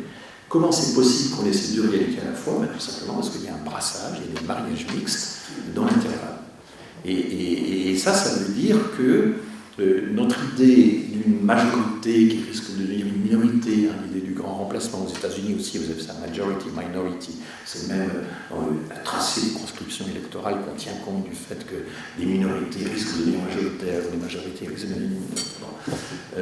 Eh bien, en fait, on commet une erreur grossière parce que c'est pas simplement le rapport numérique entre majorité et minorité qui compte, c'est le fait que nous l'avons fait dans l'histoire, étendre la définition de la majorité. De même qu'aux États-Unis, il y a un siècle, les Juifs ne faisaient pas partie de la population majoritaire. Les catholiques n'en faisaient pas partie, les Irlandais, les Siciliens, ça n'en faisaient pas partie. Aujourd'hui, ils en font partie. Donc c'est pas ça, ils se sont majorisés en quelque sorte. Et je pense que nous allons avoir le même processus. Ce n'est pas un processus naturel, il s'accomplit moyennant des luttes politiques, des luttes culturelles, etc. Mais on va finir par comprendre qu'une bonne partie de nos immigrés, nos descendants d'immigrés, y compris d'origine maghrébine, quels que soient vont faire partie eux aussi de la majorité. C'est pour M. Cédric Héroux, s'il vous plaît, je suis là. Est-ce que vous auriez, en anonymisant, quelques anecdotes significatives d'homme à homme sur vos gardes à vue? On voit bien qu'il y a des postures, le préfet applique les décisions qui viennent de Paris, etc. Mais d'homme à homme, quand vous passez 3 jours au poste,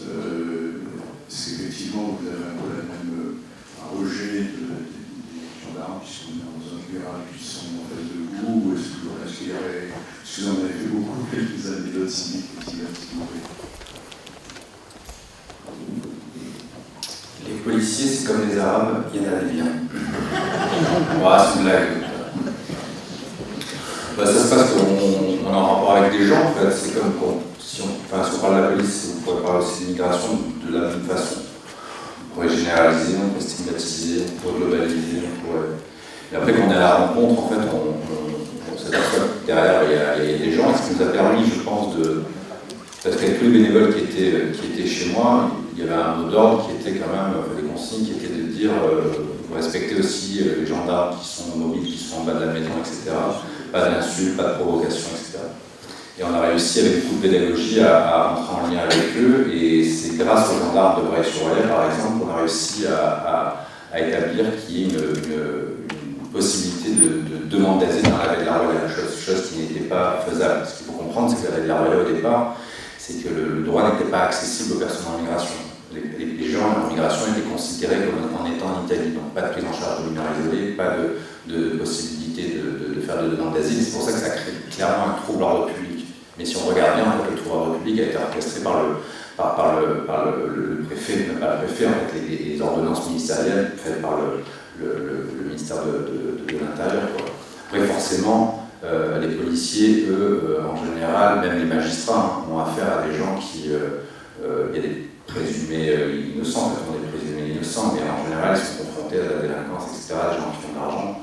Et c'est pour ça que ça a été troublant pour eux, je pense. C'est qu'il y a aussi des policiers qui m'ont souvent qui ont été complices de ce que nous avons fait dans la baie de la Roya. Des policiers qui déposaient des jeunes en bas de chez moi, parce que c'était incompréhensible qu'un jeune, une fois, hop, on le voit un soir, on le ramène en Italie, deuxième fois, on le ramène en Italie, et il fallait en fait que le jeune arrive chez moi pour qu'il puisse être pris en charge. Donc le policier, il fait quoi? Il est pragmatique, et il met en bas de chez moi, il dit bah, vas-y, monte, et va voir Cédric et demande de lui d'être pris en charge par le conseil départemental.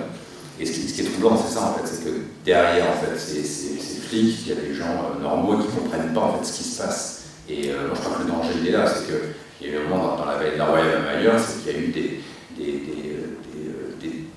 des ordonnances en fait, ministérielles qui demandaient au préfet de ne pas respecter la loi. Moi je trouve qu'il est vraiment troublant dans la gestion de la migration, c'est ça en fait, hein, c'est qu'on ne respecte pas, l'État ne respecte plus la loi. Et après qu'elle soit bien ou pas, hein, c'est ça. Enfin, moi je suis assez choqué, moi, quand j'en ai parlé tout à l'heure en faisant des blagues sur la radio, la télé, et moi je suis assez choqué par exemple qu'il y a un parti qui s'appelle les Républicains, qui n'a rien de républicain en fait. C'est en fait tout ce qu'ils proposent, ça ne rentrerait même pas dans la Constitution. C'est du droit, hein, c'est chiant, mais c'est la République.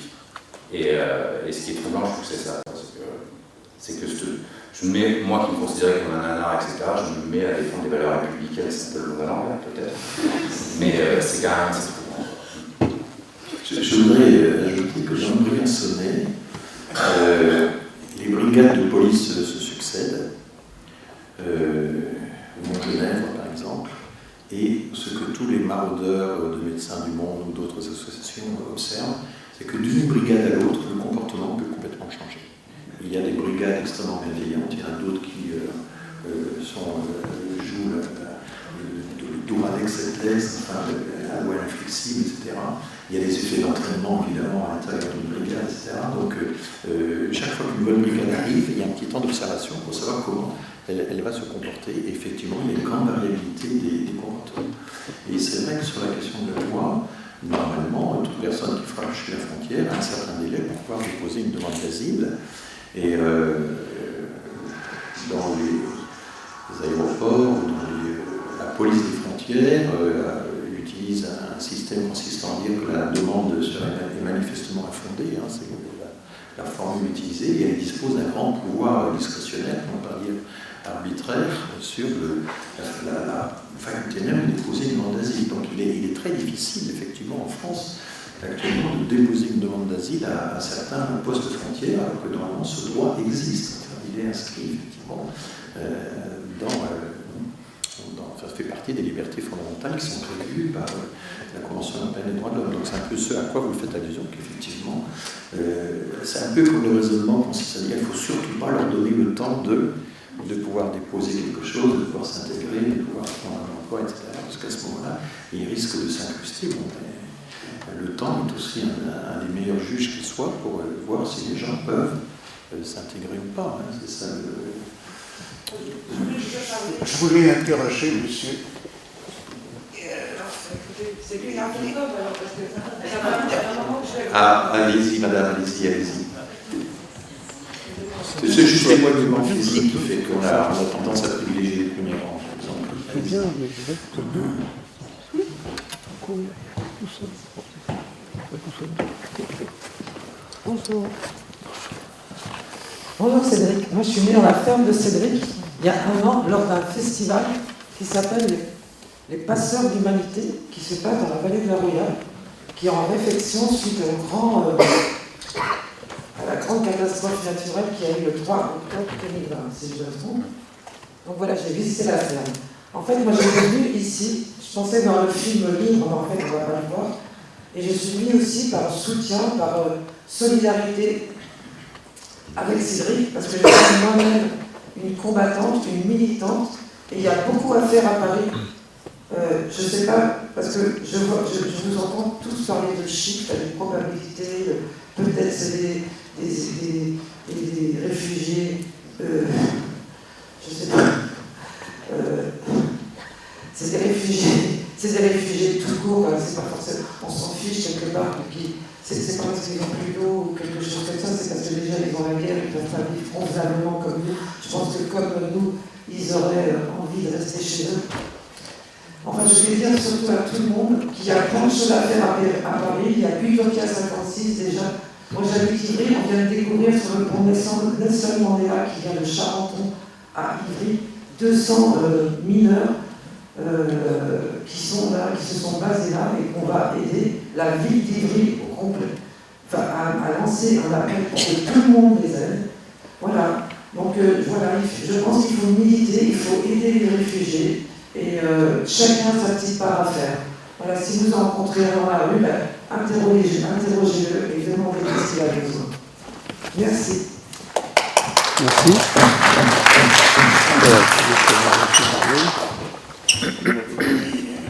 Je voudrais que vous nous aidiez à comprendre ce qui s'est passé. Et je vous avoue que je ne comprends pas complètement. Je regarde l'état du monde, comme tout le monde. Je regarde l'Italie, la Suède, le Danemark, les pays d'Europe de l'Est, les États-Unis. Or, quantitativement, vous nous montrez qu'il ne s'est pas passé grand-chose. Qu'est-ce qui fait qu'il y a 25 ans, nous ne parlions pas de ce problème? Il y a 25 ans, à part les vociférations de Jean-Marie Le Pen, ce n'était pas un sujet. Aujourd'hui, c'est devenu le sujet central de la plupart des pays qui nous entourent, où il reste des débats. Qu'est-ce qui s'est passé qui explique cette modification profonde du paysage dans lequel nous sommes? Écoutez, moi j'ai commencé mes travaux de recherche en 1975. Et on parlait déjà beaucoup de l'immigration. Je ne sais pas si vous vous souvenez de la loi Bonnet, si vous vous souvenez de Lionel Stoléru, qui avait un programme sous Giscard d'Estaing qui était occupé de la fonction, en gros, il était secrétaire d'État à l'immigration et au travail manuel. Et son programme, c'était amener les Français à faire eux-mêmes les travaux manuels pour qu'on ait moins besoin de faire appel aux immigrés. Il y a eu énormément de débats à l'époque là-dessus. C'était très très débattu, vraiment. On a un peu une certaine amnésie sur les débats du passé, mais ça revient tout le temps. Si vous prenez des époques plus anciennes, comme le Second Empire, ou pendant le Second Empire, il y a eu un doublement d'immigration, c'était rien. On passait de 1,5% à 3% de la population, aujourd'hui on est à 11%, 12% d'immigration de génération. Eh bien, ce simple doublement pendant tout le Second Empire, ça a suscité une littérature énorme à l'encontre des étrangers. Ça a fait peur. Il y a toute une littérature, toute une presse qui s'est développée à l'époque à ce sujet. La question de l'immigration, elle est constante. Je me rappelle les années 30, qui ont été des années de xénophobie extrêmement intense. C'est quand même dans les années 30 que l'on ferme toute une série de professions, notamment professions libérales, qui encore aujourd'hui, aux marchands, qui encore aujourd'hui sont fermées aux étrangers. Donc, il y a eu ensuite, effectivement, la grande extension des 30 Glorieuses, le baby-boom, qui était en même temps le corollaire d'un grand appel à la migration. Mais à partir de 73-74, on ferme l'immigration et là, les débats reprennent de nouveau. Moi, j'ai le sentiment, mais c'est lié, enfin, je suis presque aussi vieux que vous. Au Collège de France, l'âge de la retraite, c'est 73 ans. Alors, on l'officie encore très longtemps, mais je devrais être à la retraite depuis longtemps si j'étais ailleurs. J'ai le souvenir très précis de toutes ces discussions-là. Et en Allemagne, il y a eu beaucoup de discussions sur l'immigration. Pendant longtemps, l'Allemagne niait être un pays d'immigration. Il y a encore une discussion de Kohl qui dit que l'Allemagne n'est pas un pays d'immigration, alors qu'elle l'était. Bon. L'Italie et l'Espagne, c'est différent. C'était des pays d'émigration, et c'est à partir de l'an 2000 seulement que vraiment l'Italie et l'Espagne deviennent de grands pays d'immigration. L'Espagne, proportionnellement à sa population, a accueilli beaucoup plus d'immigrants que la France. Donc pour eux, c'était une vraie mutation, une métamorphose complète, retourner comme ça. Et d'ailleurs, ils ne sont pas du tout équipés pour accueillir la demande d'asile en Espagne ou en Italie. Il y a un très petit nombre de personnes qui s'en occupent. Donc voilà, je pense que non, le débat a toujours existé, mais depuis l'an 2000, c'est vrai, un peu systématiquement dans le monde, la migration s'est remise à progresser, c'est une lame de fond. Ce qui est très frappant, c'est que la migration a progressé depuis 2000, quelle que soit la présidence.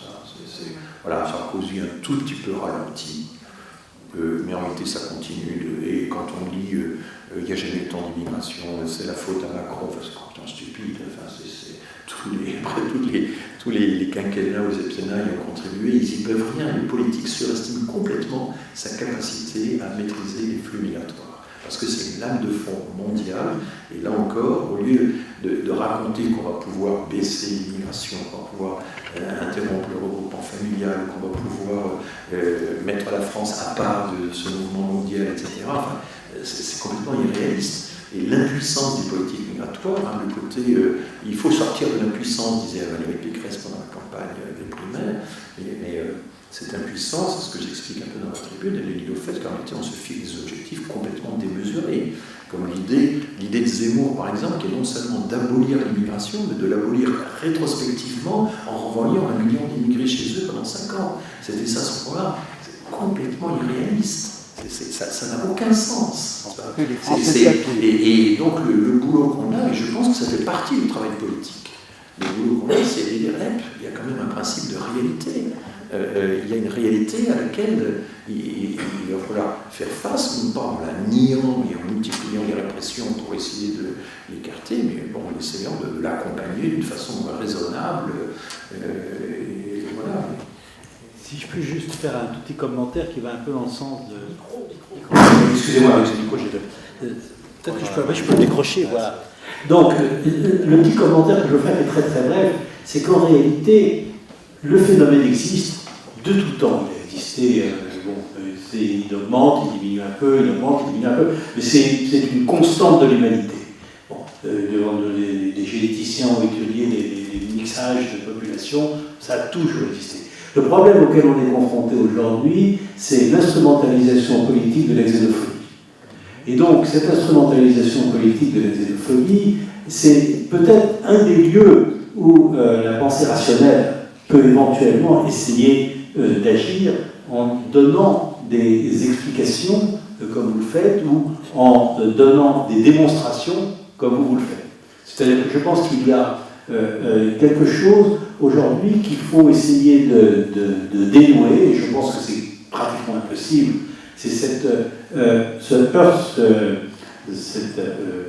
confrontation d'une réalité qui est de tout temps et la xénophobie qui est liée à cette identité que vous perdue,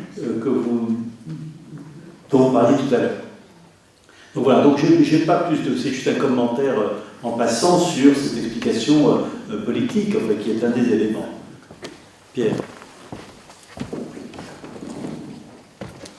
Je suis parfaitement d'accord que l'immigration est un phénomène qui a tout à fait existé. Ce qui me paraît totalement nouveau et terrorisant, je ne peux pas dire autrement, c'est un peu ce que vient d'évoquer notre président, c'est les conséquences politiques.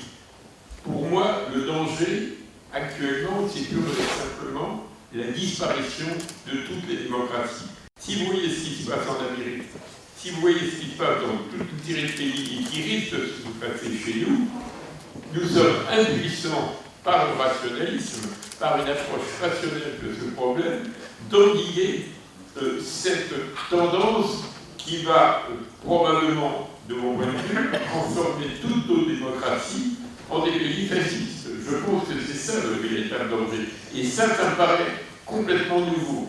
Je veux dire que ce danger politique majeur, je ne sais pas comment l'enrayer. Est-ce que l'extrême droite, et plus que l'extrême droite, une extrême droite, on est plus au niveau des conservateurs, on est au niveau d'une absurdité totale, et ce qui monte partout dans toutes les démocraties mondiales. Quand on voit ce qui se passe en Amérique, c'est horrible, et je pense que ça peut nous arriver, et ça, je pense que c'est nouveau. On n'a jamais vécu, émigration ou pas, je n'ai jamais, dans ma jeunesse, jusqu'à quelques dizaines d'années, craint pour la démocratie. Maintenant, je crains vraiment... Enfin, il ne faut pas oublier les années 30 quand même. Les années 30 sont quand même un extraordinaire précédent, et on a vu ce que ça a donné. Pas dans les démocraties. Si,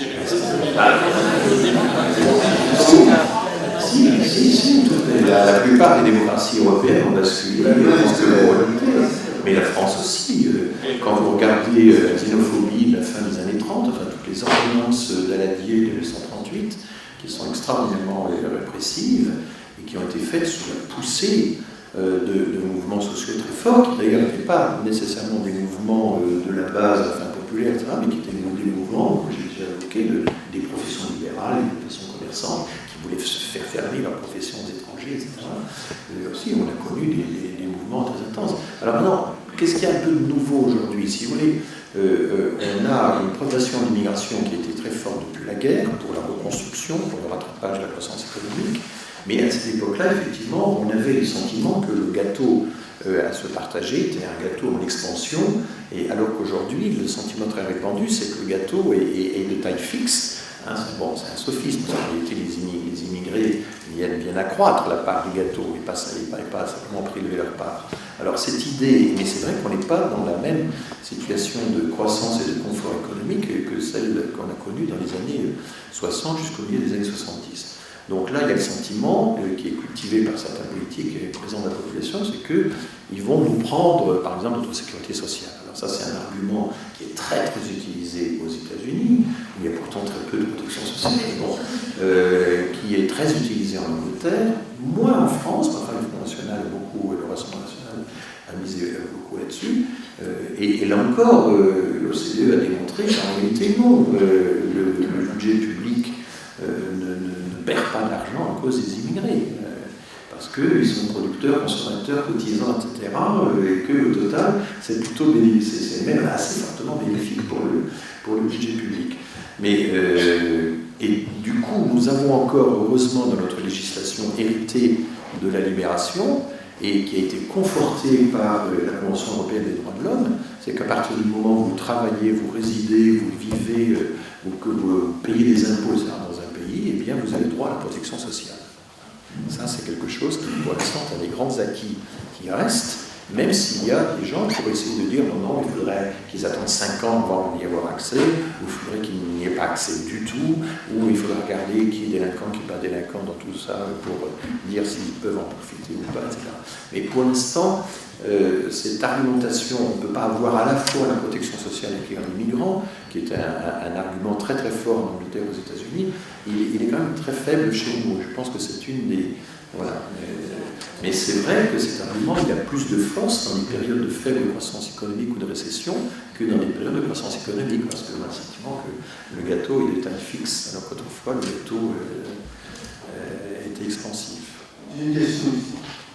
L'immigration, c'est quand même d'abord des personnes, une question considérée numéro. Combien de temps, en général, les personnes restent-elles dans la communauté? Est-ce que vous accompagnez, ou sont-elles accompagnées pour construire un projet de vie une fois que la situation sera régularisée? Au départ, c'était pas mon métier du tout, vraiment non plus. Et on a appris aussi sur le tas, c'est vraiment un métier en fait, de créer une bonne ambiance, on va dire, dans le cadre de la communauté, etc. Et au début, les gens ne restaient pas plus longtemps que ça. Non, là, on a réussi à mettre une bonne dynamique au sein de la communauté. Donc là, il y a des gens qui sont là depuis le début, donc depuis 2 ans et demi, d'autres 1 an, 6 mois. En fait, s'il n'y a pas c'est pas contractualisé, c'est que les gens viennent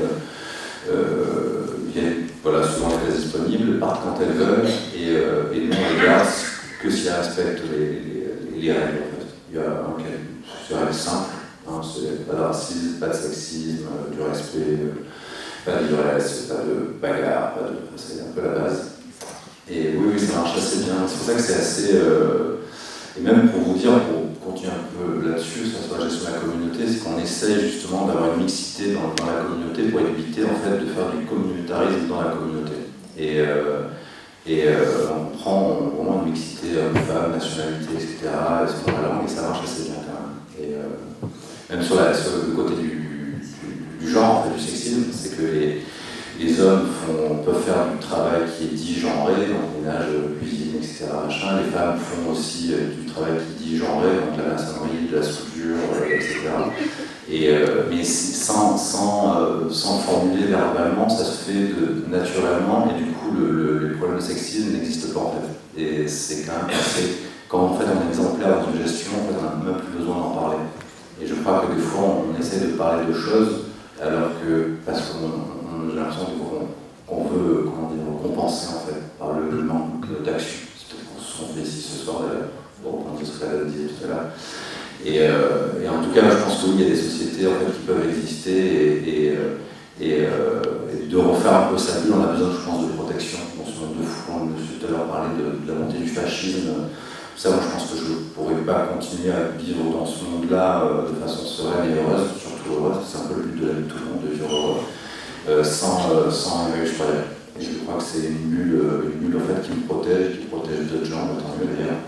Et ce qui me permet de garder un peu la tête heureuse. Je vous remercie beaucoup. Je crois qu'on va maintenant un peu clore les débats. Je crois qu'on est arrivé à un moment où on se positionne des problèmes très importants parce qu'ils percutent le politique, et en percutant le politique, ils percutent le comportement des individus. Et donc je pense que c'est un moment sur lequel il y a beaucoup d'explications à donner, il y a beaucoup de réflexions à faire et à faire partager. Et c'est très difficile de faire partager cette réflexion, d'autant plus qu'elle est instrumentalisée. Et juste, je voudrais, puisque moi aussi je vais faire un peu de réclame, parce que nous organisons un autre événement samedi prochain à l'école normale, dans la salle du SAN, qui est notre colloque sur la fabrique de l'opinion.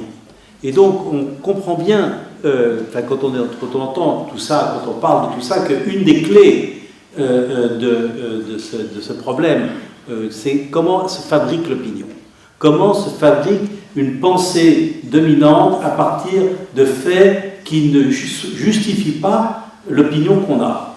Et donc il y a là, je dirais, un élément qui est aussi un élément constant historique, c'est-à-dire que fabriquer l'opinion, essayer de tordre les faits pour donner une pensée commune, c'est-à-dire une opinion commune, c'est une grande, je dirais, constante de la politique. Et donc, je crois que c'est là qu'il y a l'élément clé pour ce type de problème. Et les hommes politiques réellement courageux, c'est-à-dire ceux qui sont capables de dire voilà quelle est une vérité, quitte à perdre des voix, quitte à perdre une élection, sont extrêmement rares. Et je crois beaucoup aux solutions politiques dans ce type de problématique. Voilà, donc la fabrique de l'opinion, c'est samedi prochain, salle du SAN, 45 rue d'Ulm. Vous êtes tous les bienvenus. Pour ceux qui ne sont pas déjà informés, il y a des orateurs formidables, presque aussi bons que ce soir, qui vont s'exprimer sur ce sujet.